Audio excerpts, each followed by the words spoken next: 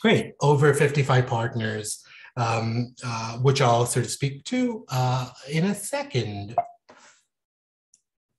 Okay, so why did we start this program? Well, we had many conversations with local governments, nonprofits, social enterprises, and we'd consistently hear from them that they're very interested in increasing their data-driven decision-making, their in-house data capabilities. And obviously that's fantastic to hear. We believe that organizations like this benefit greatly from making those investments. So that's fantastic, right?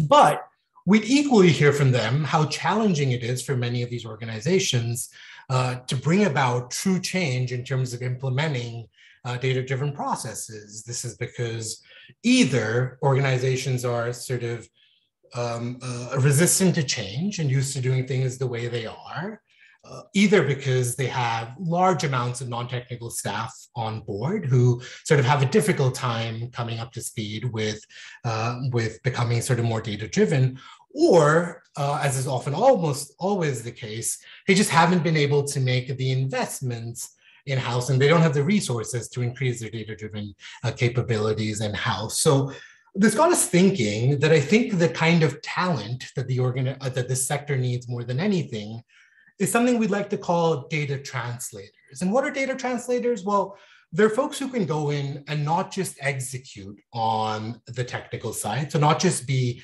excellent data analysts and scientists and quantitative researchers, but also be very efficient program managers, project managers, and communicators to help interlink with non-technical staff to help increase data-driven decision-making in these organizations. And we found that we're not alone in terms of thinking about the importance of data translators. You'll see a couple of snapshots here from some publications, but essentially the bottom line is that many folks think that this is going to be a market that explodes, and McKinsey estimates that by 2026, there's going to be the need for 2 to 4 million data translators in the US itself.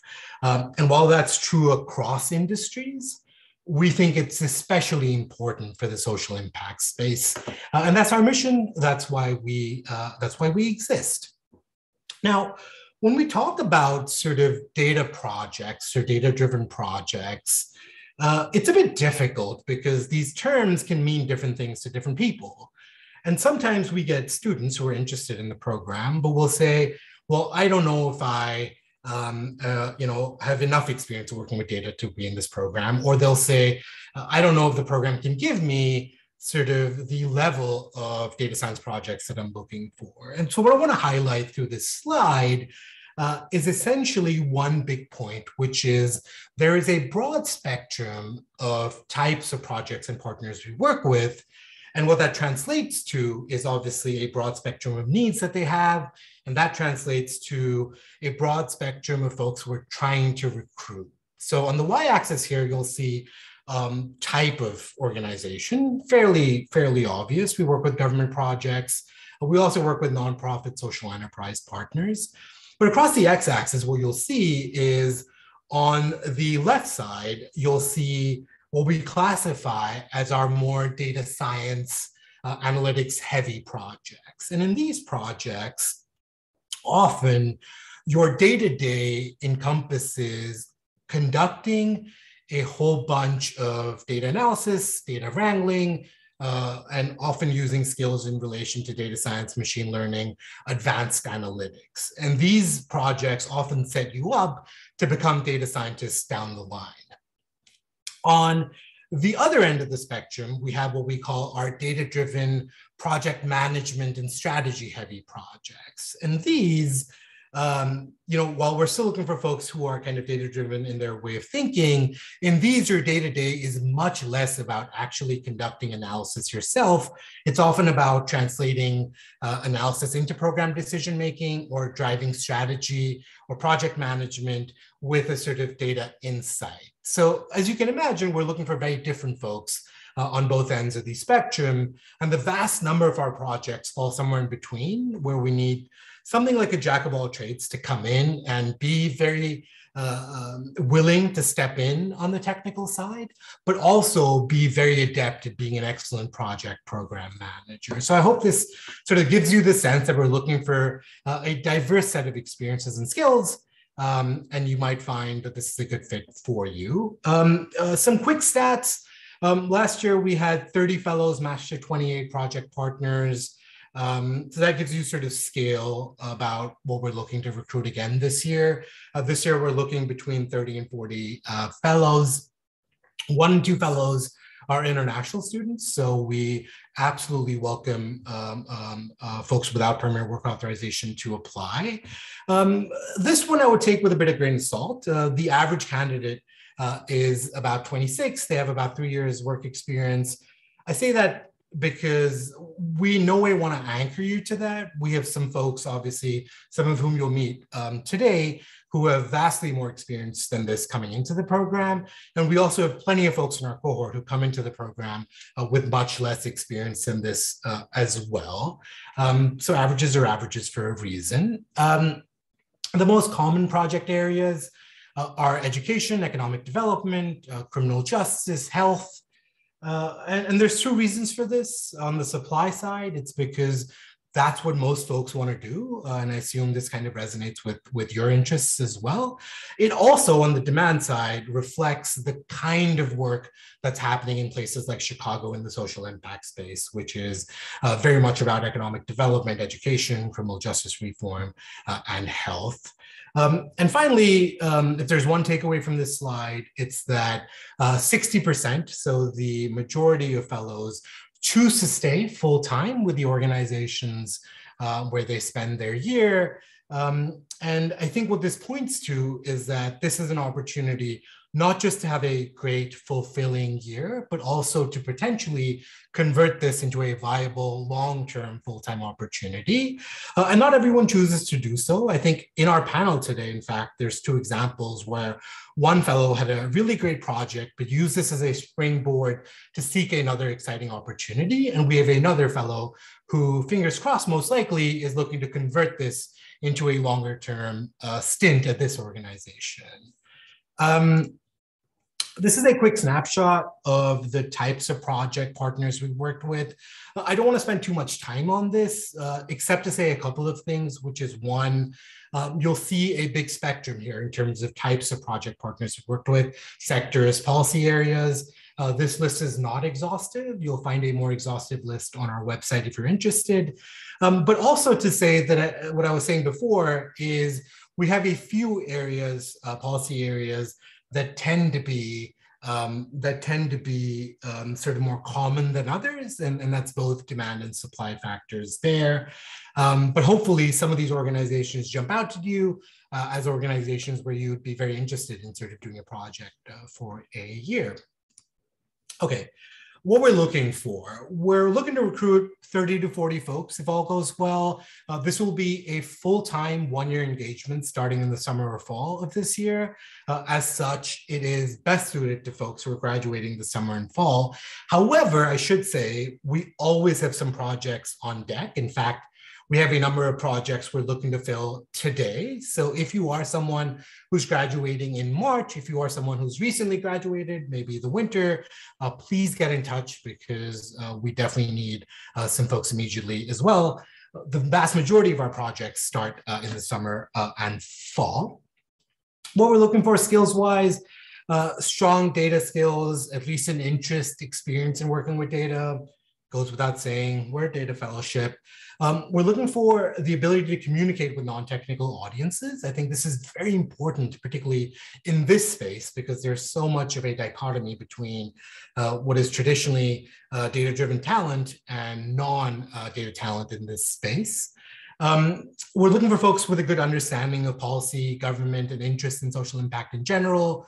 We're looking for folks who really have the ability and the interest of taking a lot of ownership, putting their hand up, taking a lot of responsibility.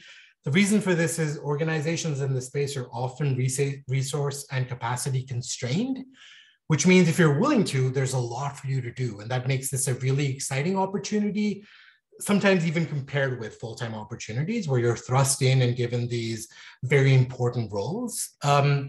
Also goes hand in hand with that, the ability to work in unstructured environments, have a high degree of self-accountability, ability to succeed in teams and manage multiple stakeholders, as is often necessary in this space.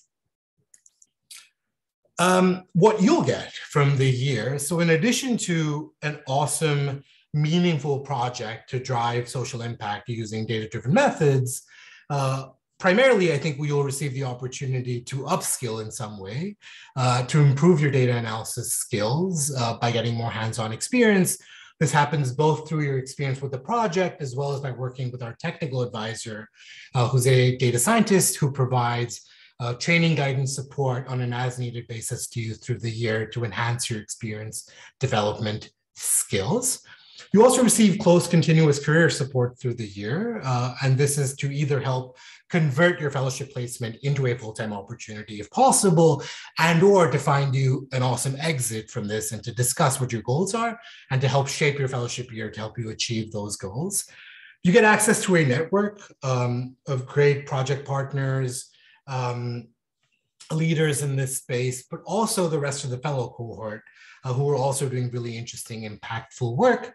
And finally, this is, I think, very important. You get to grow as a leader. When we look at sort of feedback from past fellows and reflection from them, we find that what they say more often than not is the fellowship really places you in these important roles within organizations that have sort of vacuums in terms of capacity. And it gives folks the opportunity to really quickly enhance their leadership skills in this space by gaining a lot of experience and responsibility. So hopefully that's something that you'll find as well if you decide to come through the process with us. Some more quick details. As I said, 2022 folks primarily, but also recent alums. We're looking for folks from diverse backgrounds and experiences, full-time 1 year. Fellows receive a living stipend for the year, as well as a health insurance stipend. So this is compensated. And fellows are matched to projects based on a combination of their skills and interests. So it's both the kind of skills you have and as well as what you're interested in doing that determines where you're matched. We're not a program that assigns you to a project. The decision as to where you're placed is very much a mutual decision between you and us in terms of determining what's right for you. And finally, international students, OPT candidates, more than welcome to apply. Very quickly, how do you apply? You'll find our application everywhere applications are found, places like Handshake, HarrisLink, Grad Gargoyle, as well as our website, which is adf.uchicago.edu, where you can also read more about our program. That's adf.uchicago.edu. It's a pretty short, quick application.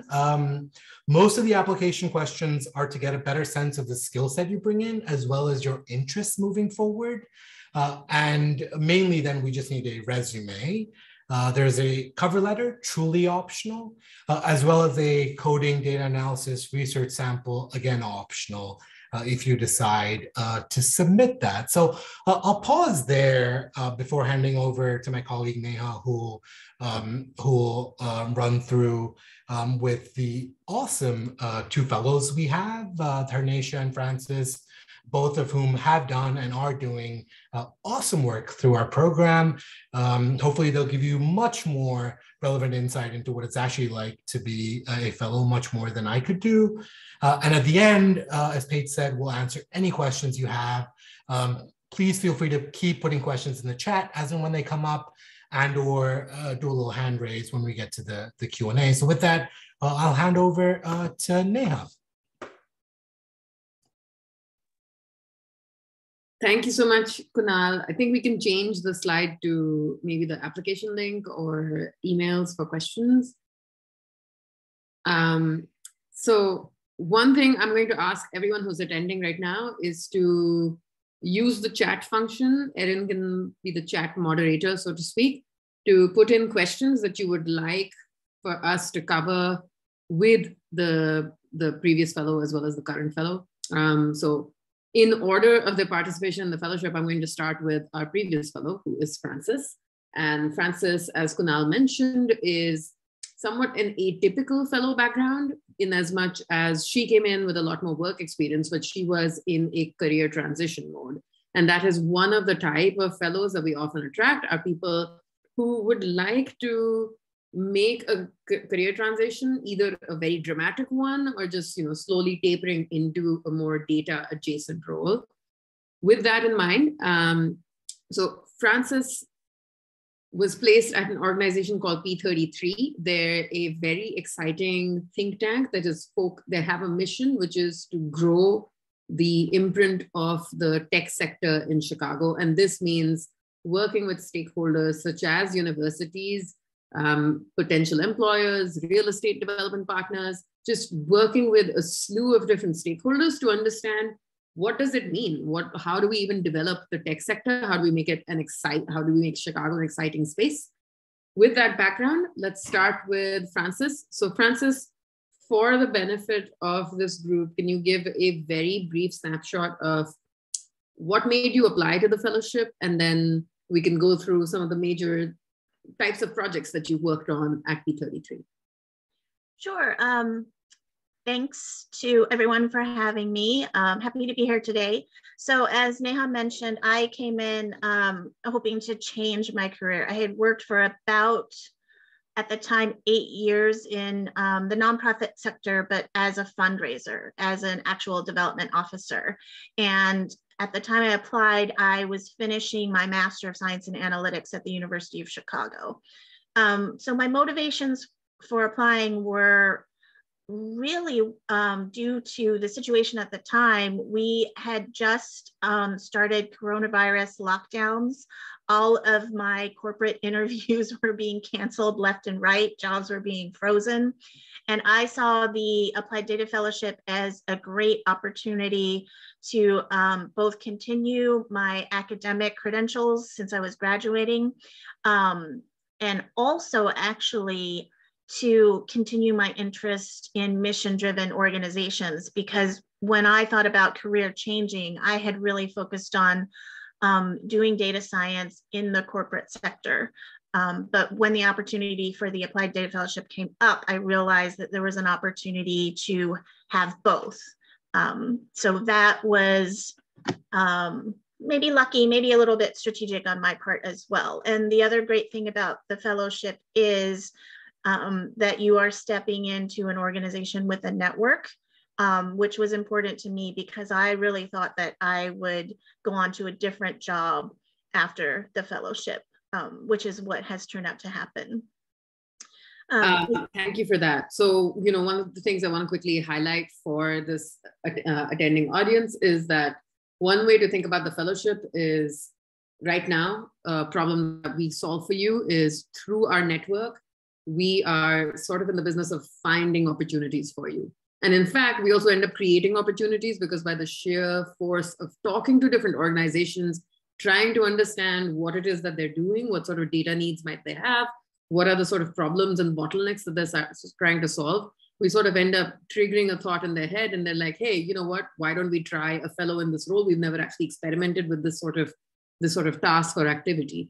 And inadvertently what happens is when an organization hosts you for a year and they've spent all this time and effort into, familiarizing you with all of their processes, with their business model, experimenting with this new task or solving a bottleneck on an existing project, it's very unlikely that they're going to let you go unless there are some like massive institutional constraints that they have. One could be that they don't sponsor visas or something, or there might just not be a cultural fit. That's very rare.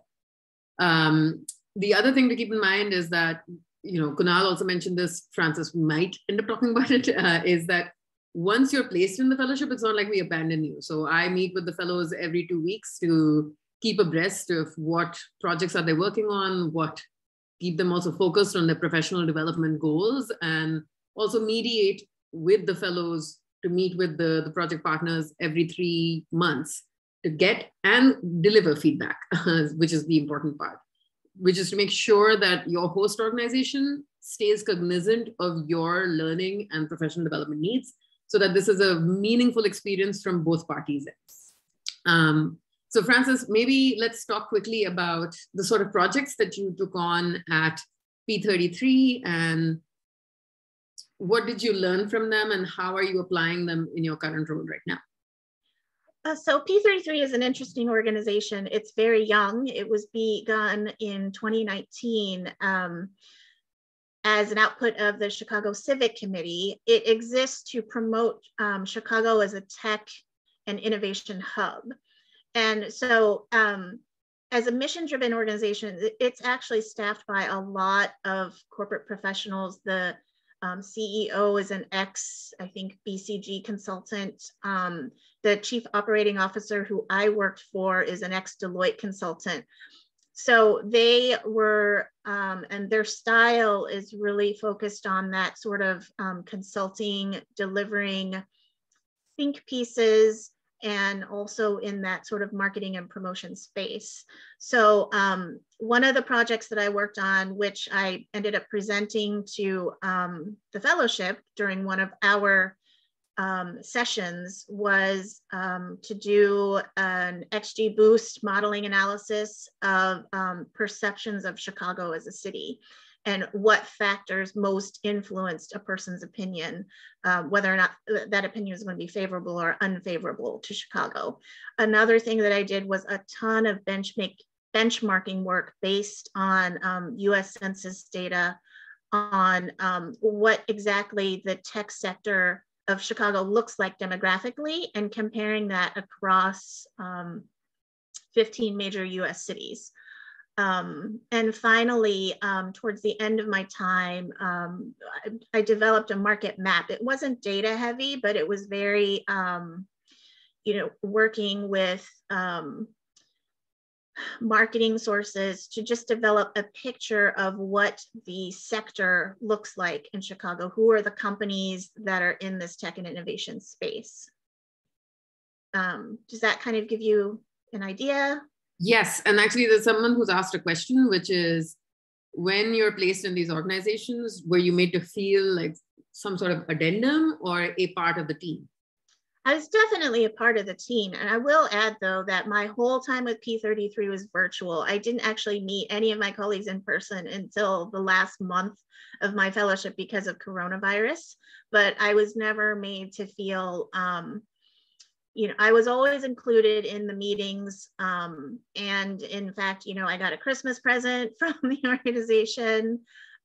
So, you are a staff member. You are working in that organization and you are a representative of P33 for sure. I'm going to add to that, which is just re-emphasize what I said earlier, which is these organizations are taking a chance on you and placing you in very sensitive projects for up to a period of a year. Most of them, if not all, are understand the difference between an internship versus a fellowship. The reason why it's structured as a fellowship is, there's lots of things in the background. As the host organization, they see you as a data analyst or a strategy analyst or a program evaluation specialist or a project manager coming in to join their team and help solve problems. They don't see you as someone who's not staff. More often than not, I've had organizations go the extra mile to make sure that fellows are integrated and are given the same opportunities as staff. We recently had a fellow who I think had like some security concerns about traveling to the office. The organization has extended a travel bonus to this person so that they can come to the office feeling completely unhindered. We've had fellows be given access to certain trainings that only staff were allowed to have. So it really, the reason why this occurs is because we work with these host organizations before you come on to identify projects and make sure that these are meaningful pain points that the fellows will be resolving. So they're very invested in bringing a fellow on board and starting working on these projects. So Francis, maybe let's talk about what are you working on now and how was the fellowship somehow connected to getting you where you are? I mean, I want to say that the fellowship was really integral to where I am in my career path now. And I'm very happy. The only reason that I did not stay with P33 is that they are not really an organization that generates data. So, besides these projects, which were necessary and useful, we just couldn't see an ongoing role for me since they're not an organization that generates data. So any projects I would do, we'd have to figure out where to get data. So I, left with their blessing, but I will point out that both P33 and the fellowship have networks. At P33, since they are working with Tech Chicago, I had access to employers through there, and at P33, at the fellowship, I had access to that network. And it's, in fact, the former fellow at the MacArthur Foundation, let Neha know that she was leaving, and Neha said, I don't know if you're job searching, but there's an opportunity at MacArthur if you're interested in. And I was very interested in it because they're a mission-driven organization with a great reputation, and the title they were hiring for was data scientist. So that's what I'm doing right now. I've been at the organization a little bit over a month, and the kinds of projects that I'm working on are, looking at the demographics of their grantees and of MacArthur suppliers, because as an organization, equality is very important to them, equality and equity. And I'm also working on some internal surveys that they've done. I will point out that like many of the organizations you will go into, they are at the beginning of their data sophistication.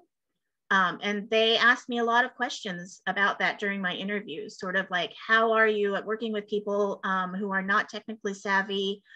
They wanted to see how I would explain data to people who may not have a lot of experience. So that experience and that ability to be a data translator has been important in more than one organization that I've worked for. Thank you, Frances. And before we switch over to Dharnesha, I had one question for you, which is, what would your reflections be on which sort of person or who should be applying to this fellowship? I think it's like sort of two types of people. You have a lot of people that come out of the Harris School that have that public policy orientation, that are looking to be incisive and analytical about programs. And then you have people like me who came out of the Master of Science in Analytics, who are looking to do data science work, but in a mission-driven organization. And so those, I think, are the two types of people. And I will say that the organization that I happen to go in, because of the background of the people, heavy consulting, management consulting, that was an unexpected benefit, because management consulting is a way of thinking and a way of presenting information that I was able to kind of get steeped in for over a year. I actually don't think it's appropriate for every situation, but they do have a way of thinking about problems and presenting those problems that I found very useful, and that could be useful going forward in my career. Thank you, Frances. Before we switch over to you, Dharnesha, actually, Frances touched upon something, which is the nature of the project. So I can give you a very brief typology, and it's a very loose typology of projects that we have. So the first kind would be very strategy and operations oriented. There is some data component. Typically, this is with organizations that are seeking to implement a policy, or to, that they've haven't even jumped into the data pool. What they want is someone to do sort of like a pre-data strategy, figure out, work with leadership to understand what questions do they want answered, what metrics are they interested in, what metrics would be appropriate to answer those questions, what data would you need to answer those questions, how would you collect that data, how would you store that data, what would that data look like? So what sort of tools would you create for these managers to incorporate in their day-to-day decision-making, and how will it move the needle? So how would you measure the effect of whether those metrics are making any difference? How would you inculcate a data-driven managerial, I guess like a managerial approach in these organizations, which is a big ask, and it's not that easy. Dharnesha is doing a sort of similar role. She's definitely in the first type of category of projects, and one of the benefits of being in that sort of project is that you get to, even though your title might be similar to an analyst, you are working at a much higher level, and the sort of responsibilities and exposure, particularly in terms of the stakeholders that you work with, are not going to be available to you in very hierarchical, large organizations where there's a very set path of what an analyst does versus what a senior analyst does, and so on and so forth. The second type of project is pure data analyst. So that we do actually, Francis, work with organizations that have a pretty deep culture of working with data. You know, an example would be the Cook County Sheriff's Office. They have like a massive team of data analysts. We also work with, you know, major think tanks that are working a lot with data, such as Urban Labs. So there, I think your role is much more constrained in terms of what you're meant to do as a data analyst. However, those roles, I think, are more interesting for people who already have a certain level of data analytical skills, and they want to move the needle a bit further. And they want to be in an organization where there'll be senior data analysts, data scientists that they learn from. They're more interested in finessing that technical skill, not necessarily picking up skills in, say, stakeholder management, project management, you know, product development, so to speak. And then the last one is almost like a mix of both of them. An example would be working in an organization that actually has had a lot of analysis done. They've spent millions of dollars on it, but they aren't able to convert that into any meaningful change. So this is where you come in almost like a problem solver to figure out, does the analysis reflect the sort of implementation that they want to do? Or is the implementation not understanding what the analysis is and how to apply it and how to use it? Are there some communication breakdowns happening? What is going on? So I'd call it like a post-data strategy sort of project. So these are three big, broad type of categories, you know, and basically what that means is, depending on your skill set, depending on what really excites you, we have enough of a range of projects to find a position for you. So with that in mind, Dharnesha is a current fellow who is a Harris grad, in fact, and she's working with an organization as part of our network. We've had a long relationship with the Cook County President's Office, particularly with the Bureau of Economic Development, and the Bureau of Economic Development brought this organization to our attention. They're called the Southland Development Authority. They're headed by a really fantastic, very dynamic leader who's a big visionary, but needed help with someone converting that vision into a tangible institution, tangible operations and processes. And we're very fortunate that we were able to find Dharnesha to take on that role. So Dharnesha, without more delays, why don't you give us a brief overview of what your background is, what is Southland Development Authority, and what are you doing there? Sure. Hi, everyone. Thank you for having me. And great to hear about your story, Francis, before I begin. So I graduated from Harris last year with a master's in international development and policy. Before that, I was in public the public sector for the longest time back in Malaysia. And so with the Southland Development Authority, what I do is essentially, Neha gave a really great start. So my CEO is this visionary guy with big ideas, but we need to be able to look at it in a tangible way and put metrics to it and implement it going forward. So really just tying back to what Kunal was mentioning slightly earlier in terms of the different types of projects we have. So I do fall on the management and strategy heavy side of data-driven projects. So with that in mind, so I started working on a land bank project. So essentially what it is we work with an intergovernmental organization that repurposes distressed properties in the south suburbs of Chicago into productive use. So it can be residential to affordable housing, commercial, industrial. So what it started with is really building a background database on just what member municipalities need, what are their development goals, what sort of agreements do we have with them, just having all this background information that we didn't have earlier. And then from there, outlining how we can best work with different types of members on what they would like going forward. So that was sort of what I started with. A lot of time thinking really how to translate these big ideas into things that I can document, things I can back up based on information and data that I can collect. So large part of that included of course, the data analysis bit, but also stakeholder management. So I had to talk to a lot of different stakeholders, including, including the Cook County offices, including different nonprofit partners, and also local governments.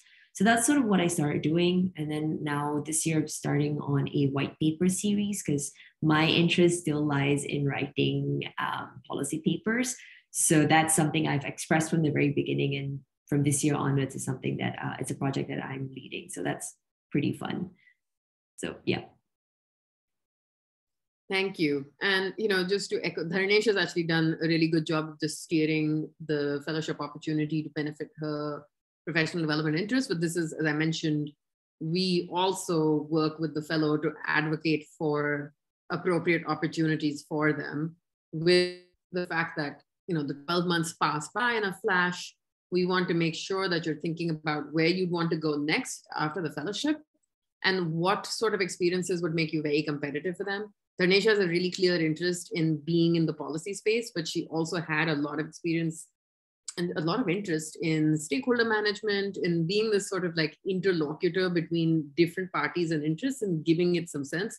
When she first entered Southland Development Organization, I think they had like a one-page document on what the land bank is. So her task has really been to be this sort of like miner of information, and then a sculptor who's doing something with all of that information to create the skeletal framework of what this organization is going to be like. And again, I must emphasize that this is not, I don't think this opportunity would have existed had we not been in touch with Southland Development Authority to start thinking about what is it that they want to solve? How do we prioritize the different things that they want to solve? What sort of role would that look like? So Dharnesha, I think what would be, especially to the Harris community, what would be interesting for them to learn is what sort of person or how should one think about applying to this fellowship? What should they, what is it that they're seeking that this fellowship would make sense for them to consider? Absolutely. So I think there are two ways to go about it, right? So I think with the word data fellowship, it can either interest someone or scare someone off, right? So that with that word there. So I think it's about understanding what you want out of it. You can be a very technical, you can actually consider a very technical path to it, where you actually want to work, be a data scientist or data analyst in that way, or you can also position yourself as being a data storyteller or data translator. So how do you communicate? So you have an understanding. Harris does give you that understanding, builds on that, on how to understand that, synthesize it, and then communicate to other stakeholders, and in this case, your management. So I think it's about understanding where you want to be on that spectrum, and then positioning your application or even your conversation with, with the team and partner organizations that way. I do not think that it would be, it would not be unfavorable if you have a preference of one to the other. So because there's always business needs, and also writing skills is very important. So don't underestimate that. Again, Harris does a good job in sort of building that in us. And I think the final thing is, if you have an interest in like really getting knee deep within an organization, this would be a really good opportunity, especially because we work with nonprofits and also government organizations through the fellowship. So it would be a really good opportunity for you to really understand what understand how an organization's work. What do they need? How can you be really part of building it? And I think it's a great opportunity for you to pivot your career, or even to go down further, down the path of where you want to go. Thank you for that. And then for everyone to know, what are you doing next after the fellowship? So if everything goes well, I will stay on with the Southland Development Authority. So I am an international student, so it would depend on how the H-1B process goes. But yeah, that's fingers crossed for that. But yeah, that's where we will be going forward to. Thank you so much. I think there's another question in the chat. Lavanya is asking, that if there are people who don't have full-time experience, but they've been part of various social impact projects, should you still apply for the fellowship? Absolutely. So Francis and Dharnesha are typical profiles, in as much as we do get a lot of people with lots of work experience, but our majority of fellows, I think, have 0 to 1 years of experience. And that's, so therefore, I hope that answers your question and helps you feel encouraged, Lavanya. You should absolutely apply. We work with a lot of different organizations with a lot of different types of needs. Some of them are more technical, some of them are less technical. It really depends on what that sort of project is. So if you, even if you're not a technical person, but you have amazing skills in communication and storytelling, as Dharnesha said, and I want to emphasize this for everyone's benefit, this is one of the most critical sought after skills. Many organizations can't even articulate that that's what they're looking for, but every time we place someone with amazing and that communication doesn't need to just be in terms of like talking to people or writing. It could be in terms of amazing, powerful visualizations, dashboards that are easy to use, that make sense, creating tools that people can use, that they can immediately understand what's presented in front of them and understand what's expected of them to do next. These are all skills that are highly valued. How do we filter for organizations? So Kunal and I spend a lot of time meeting with different organizations, understanding what their business processes are, what are their pain points, what are they trying to solve, getting a sense of what their culture is like, what sort of personalities would thrive in these organizations, which ones won't. And similarly, when we induct fellows into the program, we actually do an intake survey to try and, as best as we can, distill your interests and motivations. So what sort of projects you want to work with, what sort of sectors you're interested in. Do you want more technical organizations? Do you only want to interview with organizations that will do a STEM OPT extension or H1B, whatever it might be? Do you only want to work with, we work with a couple of private sector organizations that they aren't the largest part of our portfolio. So I want to say that anyone and everyone should feel encouraged to apply to our program, because we're a vast program. We work with around 100 different organizations at this point. We work in project management and program evaluation, in technical machine learning driven algorithms, to translating what those algorithms are and creating new managerial processes for them. So it's a big tent, and we can accommodate a lot of different skills and talents. Kunal, do you want to add anything to that question? No, I think, I think that's, if there's one takeaway, it would be that, I think, from today, which is we recognize, because we got some feedback, and Dharnesha touched on this as well, which is the way we're defined and branded, it can seem, because it's pretty subjective how you interpret something like an applied data fellowship, but the needs on the partner side are truly, truly diverse, and they range genuinely from pure data science work to excellent project management projects and everything in between. So even if you're curious, somewhat interested, we encourage you to apply, because chances are, because of the vast network of partners we have on the other side, hopefully we can find something that's a really good fit for what you're looking for. Thank you. Does anyone else have questions? You don't have to put them in the chat. You can also either use the reactions and raise your hand, or just unmute and ask. Before you do ask, just let us know your name and who the question is directed to. So questions, anyone?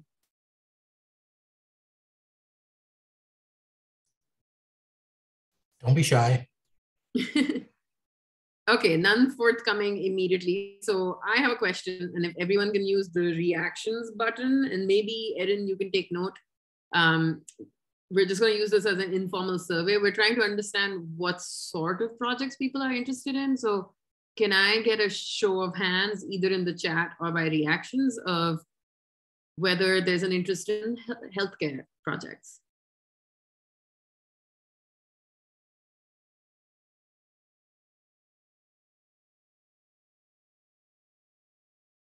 Okay, great. Is there an interest in economic development projects?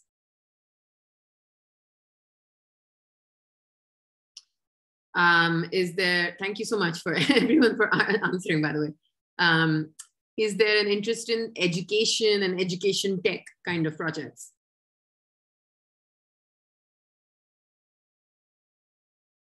All right, great. And then lastly, because these are the broad buckets that we work in, is there an interest in criminal justice or, diversity and racial equality sort of projects?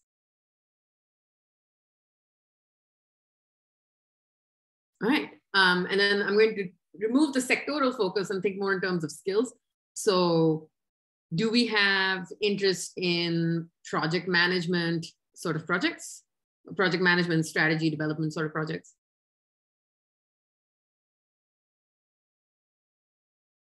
Great. Do we have interest in machine learning and more tech heavy sort of projects?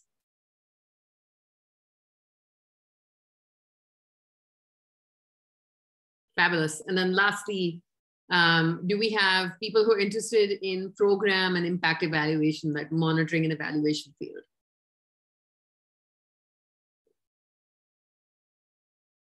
Great. So thank you everyone for answering these questions and helping us get a sense of what this incoming cohort might be interested in. Kunal, do you have any parting words? Firstly, just to sorry, Kunal. I think someone called Jason has their hand raised. Sorry, Jason, I didn't notice that. Do you have a question for us? Oh, no, it's the, okay. I was voting for yeah, sorry. Okay, no problem. Sorry, Kunal, go ahead. Yeah, no, thank you. I guess just firstly, a huge thanks to Francis and Dharnesha. Clearly both rock stars doing awesome work. So grateful to have both of them on as fellows, and they've set the bar really, really high.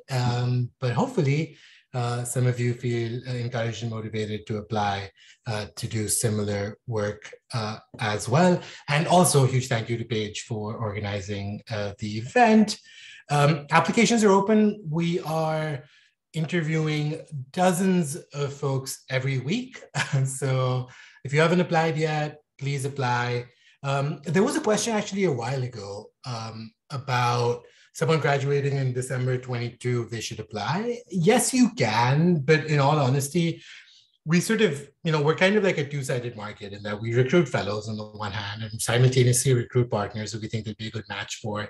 And it's hard for us at this time to predict what our portfolio would look like for December 2022 start. So in general, our advice is a good time to apply is about 5 or 6 months before you graduate. So if you're graduating in June, now is a great time to apply, now up until June.